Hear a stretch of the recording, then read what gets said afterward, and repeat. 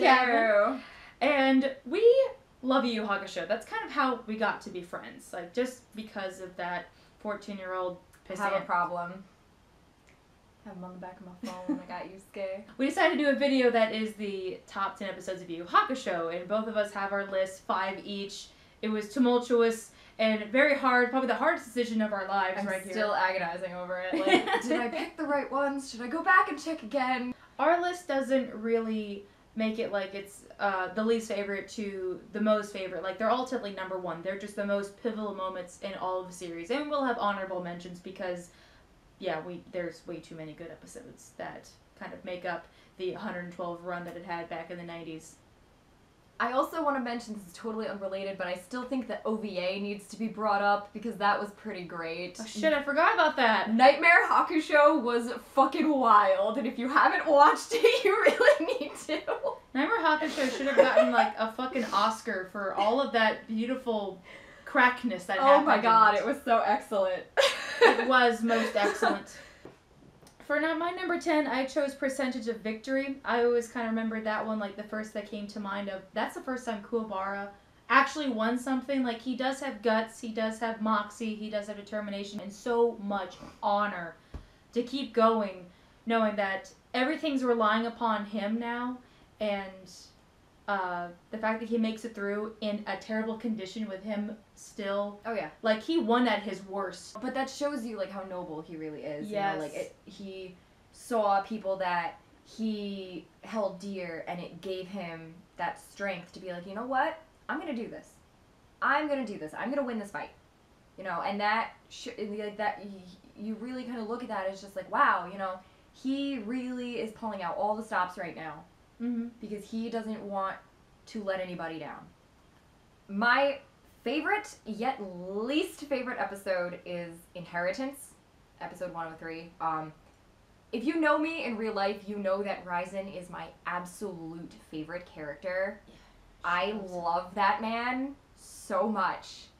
And I love this episode because you finally get to see pieces of his backstory, and he actually finally tells you how he became the way he is. You know, why he was starving himself and what led to that. And I feel like he's such a noble, powerful character. Like, he was labeled as a man-eater. He's a ruthless, like, war god. He's the strongest demon in the demon realm. You know, he's a king. Like, he was completely, like, just did whatever he wanted. And then he fell in love and completely changed. And, you know, he was willing to put the human race, which was a race of people that were, or you know, a race of beings that were viewed as completely inferior. He put their well-being before his own because he loved a human woman. And that, to me, is just holy shit.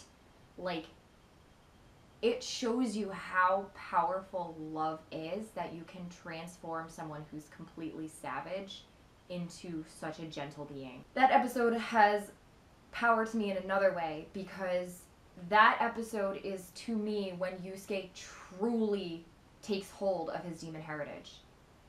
Because he tells Ryzen that he will go and find him humans to eat so that he can survive. And I think as soon as he said that was when he really became a demon, because he's willing to sacrifice his own people to save his father.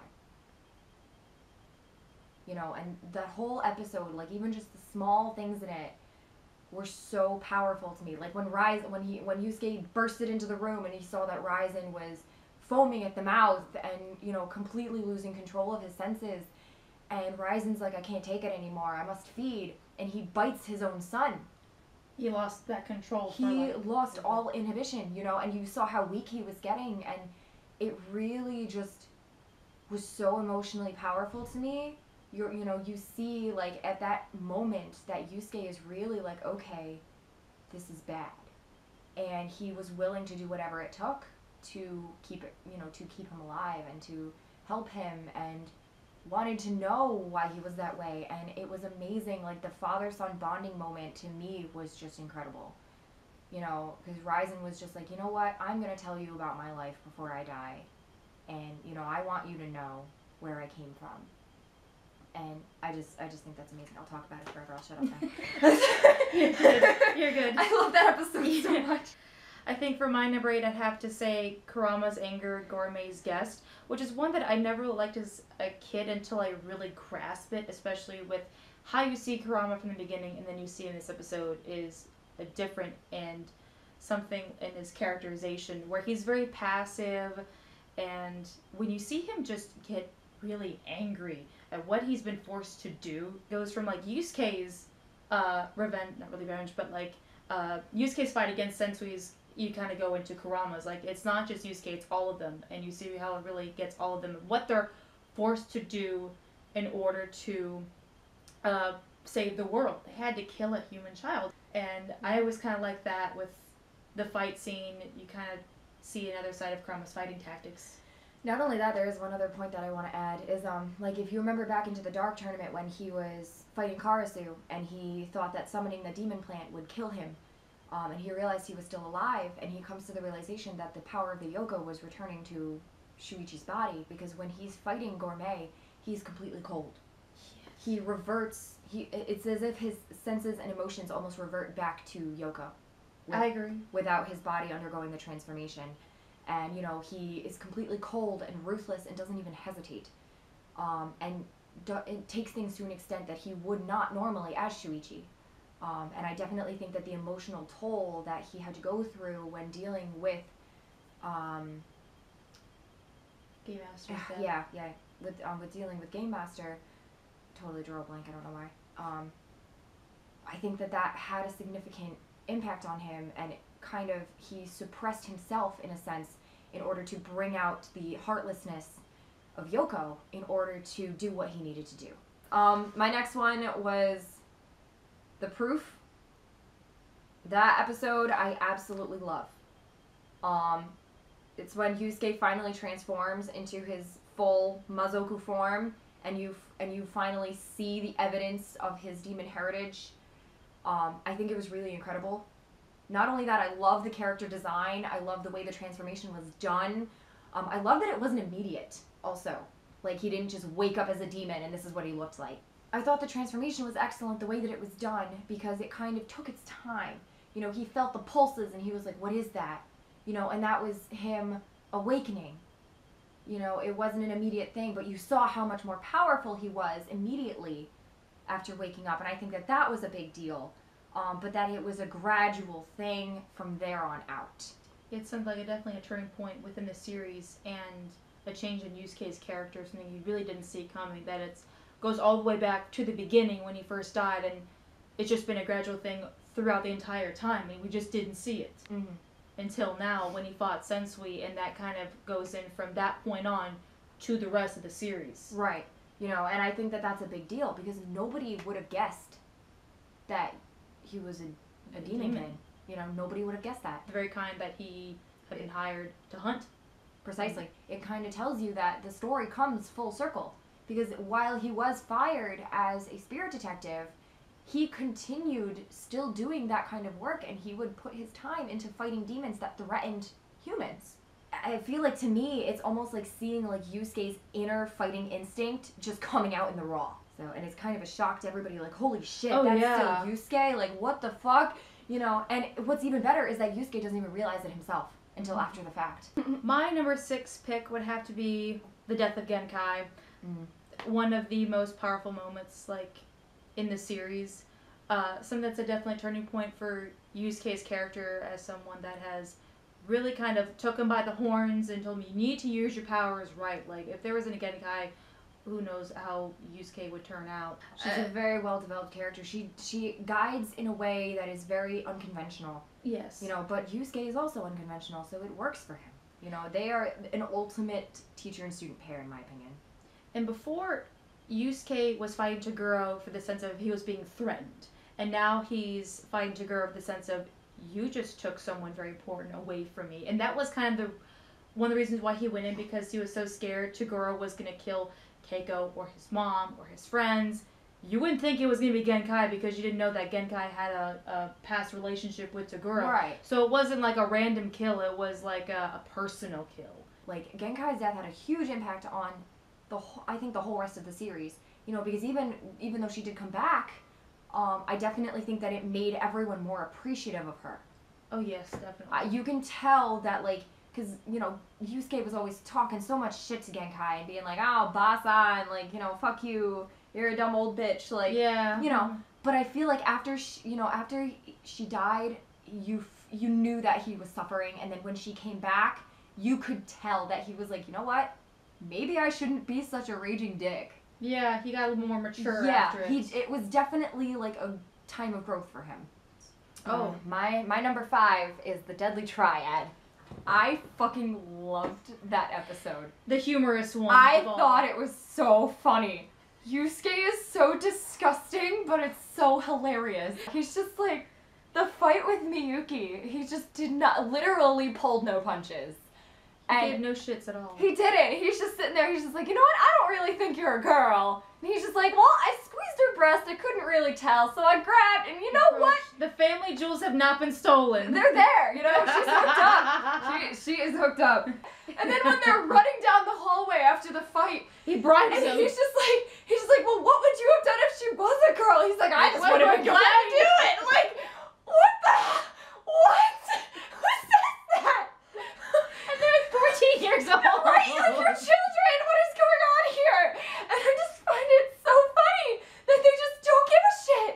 Granted, the fight with Inmaki and the fight with Goku Monkey were a little bit more serious. Like, that particular scenario was a great way to break into it. And it also kind of showed you a different aspect, because you don't really see a lot of transgender characters in series, and I think it's really cool that they implemented that. In the 90s of all things, too. Oh yeah, definitely. And I like the fact that they actually kind of talked about, you know, whether it be, it was a little bit inadvertent, like you kind of had to pick up on it, but it talks about some of the difficulties that transgender people have to deal with. Yeah. Constantly being misgendered, you know, and being like, oh, well, if you are, then you are. If you're not, you're not. And that's speaking personally. I'm transgender, and I have a hard time coming to terms sometimes with being misgendered, you and know. Prejudice and everything. Exactly. Like, it's a very difficult experience to have to go through sometimes, you know, and I have lots of transgender friends who go through similar experiences, and some of them have a worse time than others, but all in all, like, you know, it is kind of difficult, you know. So when Yusuke's sitting there saying,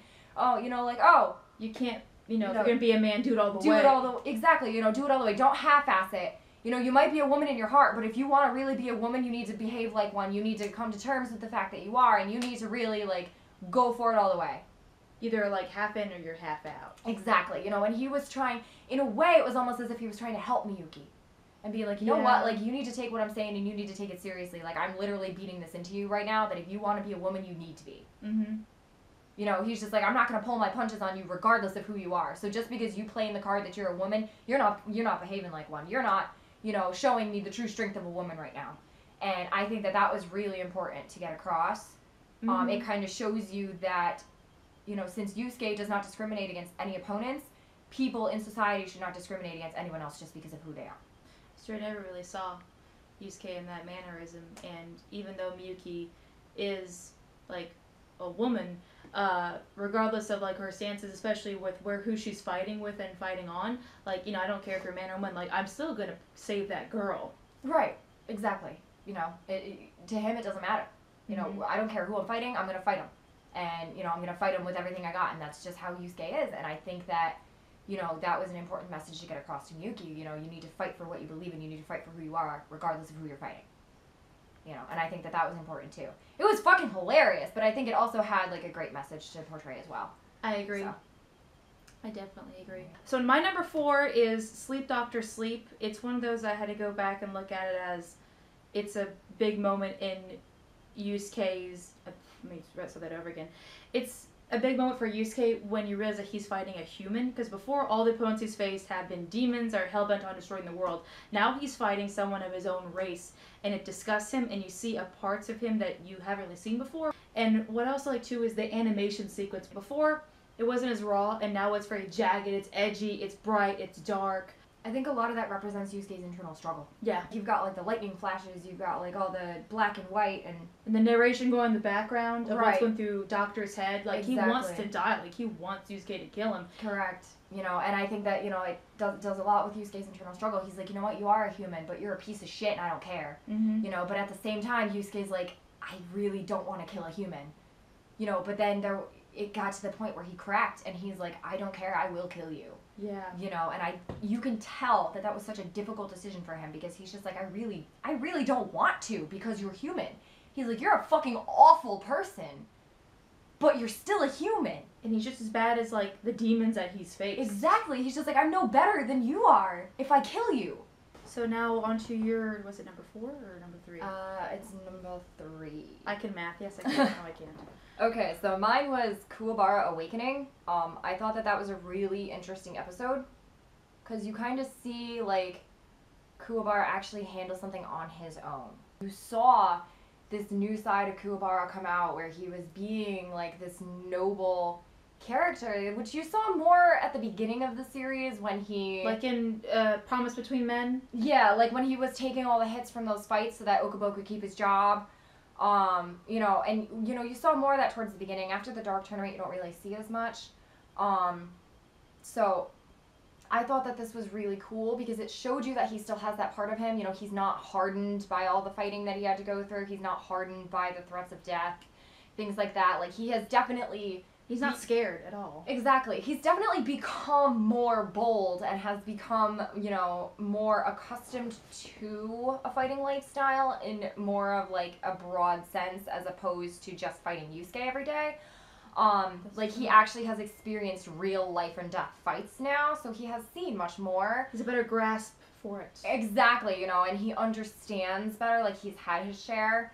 And you saw all of this come out of him when he was fighting Seaman in order to protect his friends, you know, and he was doing this completely against all odds, you know, everything was pointing against him, like, you know, freaking Seaman could make little water monsters just by putting blood in the water, you know, and what are you going to do? What are you going to do against that? You can't fight them, you know, they're just going to build back up, and it was very exhausting for him. You know, and then seeing his friends pretty much being drowned right in front of him, you know, like, I can imagine the emotional toll that took on him. At that stage, he could not do anything. He brought out of himself a greater power than he knew he had. You know, you're dealing with something that means so much to you, you will do whatever it takes to preserve it. My number 2 is Power Between the Teeth. Before we got this list finished up and we're looking for the final number 5 for my list, and I kept thinking there's got to be one that hasn't really been talked about a whole lot, and just dawned on me. The Koenma episode. When would you ever see an episode with Koenma? He's just kind of like that other secondary character opposed to, like, the boys. He's mostly a peanut gallery. Pretty much, yeah. That's usually the way he is. I mean, he's kind of like comic relief, and even though he gets a bigger aspect in the story when you learn more about him and why this is really important to him, with the whole thing with Sensui, that he was someone that he hired and now he's got to cover up his mistakes. He's taking responsibility. Yeah, he's taking responsibility for the outcome of his mistakes of what happened when he chose Sensui, and the specific case that led up to why Sensui is the way he is, and the fact that you should have kind of seen it coming with the way that Sensui truly is when you find out, like, there's a lot more going on in Sensui's brain. He's got a lot of bats in the belfry, and when he's trying so hard to reach out to him and knowing, yeah, he can't. And it's not just the fact that he needs to save the world, it's that he's got to save Yusuke too. It's not just, like, about his dad getting mad at him. It's not about the fact that the Earth's in turmoil. It's the fact that Yusuke is in trouble, and he sent Yusuke into the fray to get Sensui taken care of, and now it's like, it's a lot more than they at all thought it was going to be. Right. Like, that's when you see the Mafugin, like, you wonder, oh, that's not just a random pacifier. Like, it's actually something throughout the series that he's been putting his spirit energy to, and you know, oh, okay, I did not expect this coming. That is the last line of defense. And honestly, I thought it was really well the way that they integrated that, because if you think about it, you know, when Koen was first introduced, he does just look like a little baby, you know, so the pacifier makes sense. You know, but when he turns into his shonen form, like, you would never expect that he would still have the pacifier. Like, why would you still have a pacifier if you're a teenager? Like, that's just weird. You know, so it kind of brings it full circle and explains to you why he still keeps that on him. You know, and it also shows you that, like, Koenma is way more powerful than people give him credit for. Mm-hmm. You know, like, yeah, he dicks around a lot and, you know, he acts like a chicken, but I'm pretty confident that if it got down to it, Koenma could probably pack a punch. But, like, I just thought it was really cool that you finally got to see him in action. In action, yeah, and actually like take charge of the situation and, you know, be like, you know what, this is my mess. I don't have my little ogres here to clean it up for me. He's gotta put his big boy pants on and go take care of business. Exactly. He's like, I have to take care of this. The fact that he handles it like a man brings a lot more characterization to Koenma that you don't really see a lot of. Oh, definitely. And especially when King Yama kind of sees it as, oh, so you're not running with your tail between your legs, like you want to fight this battle. Shows you how much he really does care. Yeah, and I think that was really cool too, because I think his father finally built some respect for him. Yeah, there we go. That's what I was looking for. Yeah. I can't grammar. Because he's just like, wow, okay, like, you're actually taking this seriously for once. Like, maybe I should listen. You know, heed your warning. And I think that was really cool. There are a couple of honorable mentions that we have to talk about that didn't quite make the cut, but they're just as important. My first honorable mention is Three Monsters, just because the first part of Yu Hakusho is kind of like a warm-up, and you do get the introduction of the rest of the characters, like, wait, who are the other people that you see in the opening theme song? And so you get to see he and Kurama know, like, wow, this is not what we were going to be expecting, that before it was just him as a ghost in the sky, and now you see him start being a spirit detective, and the introduction of he and Kurama is a bonus that I love, just not because I love he and Kurama, mostly, but I do like how that's a definite point of, alright, now we're in for a ride, and I lost my voice just because of that. Kurama is so just nonchalant about it. He's like, no, I don't have time to get arrested, like, he's like, I'm backing out, bye. Yeah, and meanwhile he's like that kid, my boyfriend that's like, hey, wait, exactly. where you going? That makes me wonder what happened after that. We never had to see the aftermath. They probably was like, baby, don't leave me.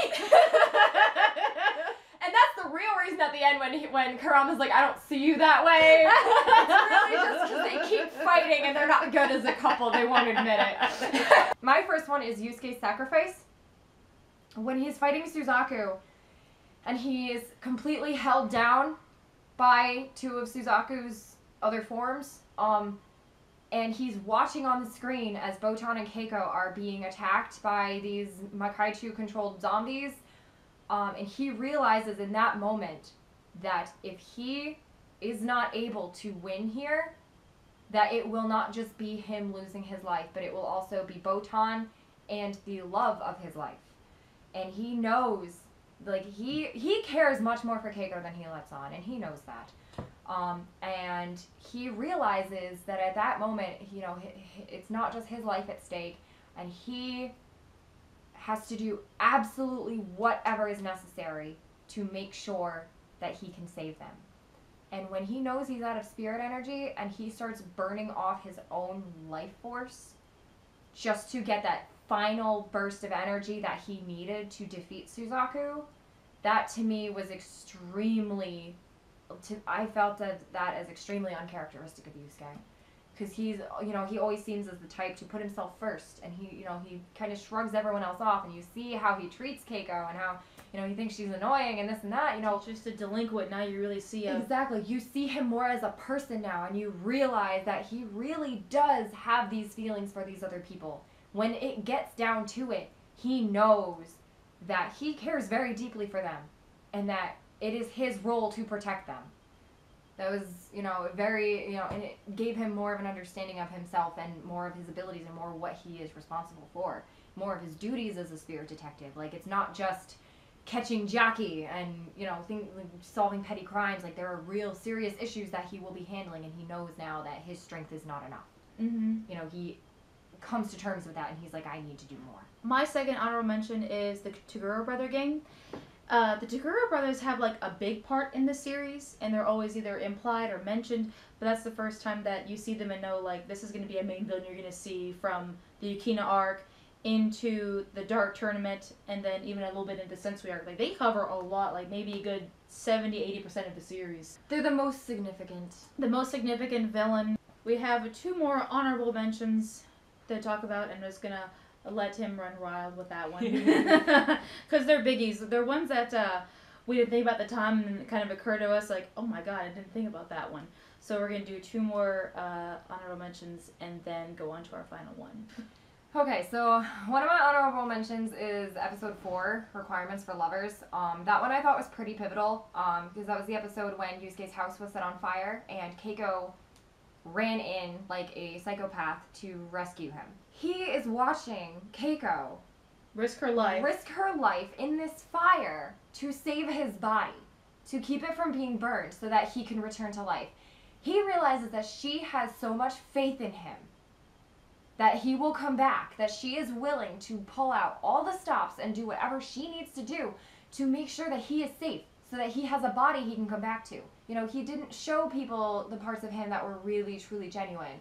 You know, he only showed them the rough, tough, like, I'm gonna fight you in the street type of side. You know, yeah, rebel without a cause, some guy. Exactly. You know, but this time, like, he was so willing to give up his one chance at coming back to life just to save the girl that he loved, that he didn't even care what happened to him. And my next honorable mention is the Three Eyes of Hiei, which is when Yusuke had to fight Hiei in order to save Keiko when she was kidnapped. And this episode for me, not so much because of Yusuke, but actually because of Botan. I was really impressed because she stepped up and she was like, you know what? I don't have a lot of spiritual power. There really is not much that I can do. I'm only an escort. But I'm going to do everything that I possibly can to save Keiko, even if it kills me. That she's not just, you know, the Grim Reaper in the sky. Like, she can jump into the fray and do whatever. Especially the fact that she was just willing to save someone that barely even knew her. Right. You know, she didn't really have a relationship with Keiko. She didn't know this girl, you know, but she's just like, I'm going to save her because I know what she means to you. And now we're finally on to our number 1 episode, and it's kind of like ironic in a way with the way that it's titled. Closure. This is one of my favorite episodes, largely because it's a big turning point for Yusuke, I think. It wraps up quite nicely. Oh, yeah. It definitely, it's a good end to the... An era. Oh, yeah. Absolutely an end of an era. You know, and it's the end of the Demon King tournament. They realize, you know, who the winners are, new rules are established, this and that, you know. He comes to terms with himself, because during his fight with Yomi, he lost his will to fight. He's like, what am I fighting for, you know? And he came to terms with the fact that, you know what, I still have a lot to do. I have a long time ahead of me. I have to get stronger, you know? And he is at peace with himself. He finally understands what his purpose was in life. That was a big deal for Yusuke. You know, he grew up a lot in that. You know, he's not just gonna go and be some street punk who's gonna fight everyone who looks at him wrong now. He's gonna pick his battles more carefully. Yeah. You know, I really think that that was a big developmental period for him because he has been through so much and literally hell and back. And then the biggest thing for me, you know, it really pulled me in and I was very emotional about it. As I said earlier in the video, I fucking love Ryzen, okay? I love him so much. He's my favorite character and he reappears and it makes me so happy because Yusuke finally acknowledges him fully as his father. And before, when he first got there, like, he just wanted to kill him. Like, you robbed me of my fight with Sensui, and now, like, and then all he says is, hey, aren't you gonna give your old man a hug? Like, I want to hug you. I want to kill you. Yeah. They've, like, grown so much. Like, in the proof where you compared that episode and then Closure, like, the steps they took to kind of, like, Yusuke, like, quit being so pissed at him. Yusuke was kind of there conversing with his father's spirit, and he's saying, like, you know what, like, and he actually calls him Pops. He's like, you know what, Pops, like, I realize now what I need, you know, and I realize what I need to do, and, you know, they're actually talking like father and son. Yeah. And they have that relationship there, and Yusuke understands where he is now. He's, you know, he's got a bond with humans and with demons, and, you know, he has all of this to live up to, and he knows now his purpose in life, and he knows what his goals are. Like, that's the biggest thing, is that he does not live with this inner turmoil that he's faced this whole time. You know, he has accepted what he has become and how things have worked out, and it ties everything together so nicely. From the beginning all the way to the end. All the way to the end, all the way through. Those loose strings that were flying around all over the place finally can come and settle in a knot, and it just... They just do it so well. It's so seamless. You know, he goes to see Ryzen before he leaves, and he talks to him like he's really his dad, and he's like, I'll come back someday, and he'll see you again, and it's just such a big bonding moment, and I'm in tears thinking about it. Oh, please don't cry. I love that episode. Like, I can't, like, honestly, like most of the time that I watch the series, and I've seen it so many times, I stop after that episode. Like, it's a lot to take in. Yeah. And the sudden realization. Like, I think out of all the times I've watched Yu Yu Hakusho, I've only watched the final episode, I think 3 or 4 times. Because it's so heart-wrenching to me. It is. You know, I stop after episode 111 because episode 112 is like really the end. You know, and it's the start of all their new beginnings. And while I'm so happy about that, it hurts so much. You want to see their lives continue on. I do. And like, I want more, but I don't want more. And it's like, I don't know what I want. I'm so conflicted. It's just so beautiful. It's a work of art, you know, and it's like closure. That episode, like, it really is that. It is like full closure, and it brings everything together so well. It's one of those where you see Yusuke transition from the hopeless punk into a man that can walk into his future. The fact that he was originally willing to stay in the demon world and wanting to be there thinking this is where I belong, and then realizes, no, this isn't where I really belong. It's not, you know? And he really, that's a very good point that you bring up, because he's like, you know what, like, I might be a demon now, but I started as a human. Everything I love is in the human world. You know, these are also my people, but I don't love them. I don't love any of these people. I love my father, you know? Mm-hmm. These are all the people that I love. All of these people in the human world. And I'm not going to leave them behind just because I went through some crazy, rebirth. That's not fair to them. Mm-hmm. And that's just going to torture me. Yeah, like he can't leave his mom, he can't leave Keiko, he can't leave everyone behind that stood behind him through all the thick and thin Exactly. and everything. Exactly. He would not have been anywhere that he was without them. You know, so that, that episode really is like the final settling of everything. And it's so well orchestrated. Yes. And just Ryzen comes back and It's just, it's okay. I can't, I love him so much. Too precious for this world. So that was our top 10 episodes of Yu Yu Hakusho. This was very fun and frustrating to Yes, oh my god, this took a lot of work to think out. Like, Yes. This was very time consuming, just planning it. Yeah. It took a lot of careful consideration of, okay, we have to mention the importantes. Yeah, and it's so hard because every episode has something so crucial to offer. Hopefully you fellow nerds enjoyed this, and thank you again, Kevin, for nerding out with me and talking about Yu Yu Hakusho. I enjoyed Thank you for having all of me. it. Thank you for having me. I will nerd out about Yu Yu Hakusho anytime. But thank you again for watching. Again, my name is Shira-sama. He goes by Killer Coma on Instagram, or as I call it, Insta-Spam. Yes. And you guys see all of his Yu Yu Hakusho cosplays. They are amazing. Yes, and I do have a YouTube channel. I don't really use it, but I'm gonna try to change that. My channel name is Mazoku Kavin. And here's his Instagram if you want to give him a follow. I'm going to put it right there above his pretty little head. So it's a fabulous doll. Thank you. But hopefully you guys, I can't see I'm out of grammar. I'm so tired. It's alright. It's been a lot of talking. You're so fabulous.